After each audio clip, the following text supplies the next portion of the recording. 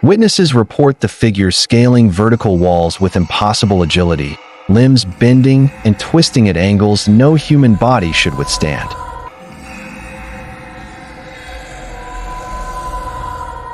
Welcome to Dead Analog Horror Channel. If you crave true horror and mysteries that blur the line between reality and nightmare, please subscribe, hit like, and ring the bell so you never miss an episode. Tonight, you'll hear the story of something crawling out of the shadows of New York City, wearing a familiar mask, not the hero you expect, but something far worse. They call it Spider-Man, but it's not the Spider-Man we grew up knowing. This is an official emergency broadcast from the New York City Department of Education, in coordination with the Metropolitan Emergency Management Agency. It is imperative that all educational facilities across the 5 boroughs enforce an immediate shelter-in-place order. This is not a drill. All students, faculty, and staff must remain indoors until further notice. At approximately 2:47 p.m. today, multiple reports flooded emergency lines about an individual clad in a red and blue suit identical to that of Spider-Man appearing at various school locations across the city.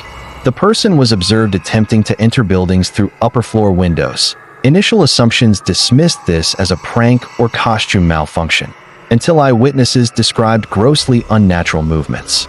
Witnesses report the figure scaling vertical walls with impossible agility, limbs bending and twisting at angles no human body should withstand.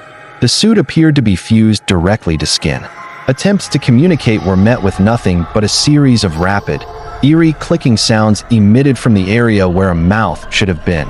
Faculty members also reported the figure's head rotating independently of its body, twisting fully 180 degrees to track movement below, an impossibility for any human. The eyes visible beneath the suit's mask were cold, empty, and predatory. Suddenly, virtually simultaneous reports came from 17 different schools. The same Spider-Man figure, or identical copies, were all seen in multiple locations at once. The timeline makes such movement utterly impossible.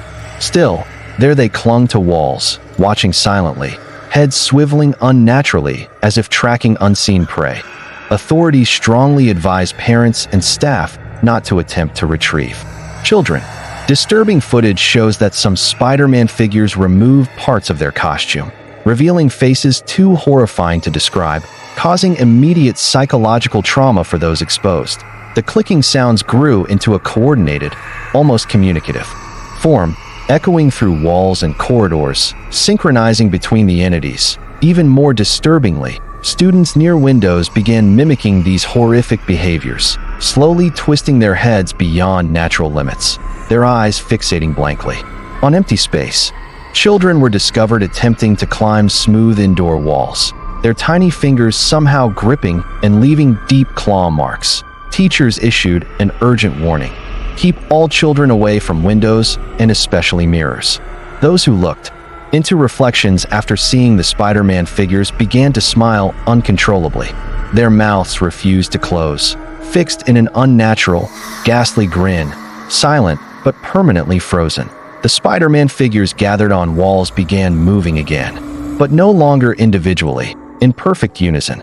17 synchronized shadows crept toward windows. The clicking resumed, now echoing inside buildings. From the children who would not stop smiling, the Spider-Man figures gathered on walls began moving again, but no longer individually, in perfect unison. 17 synchronized shadows crept toward windows.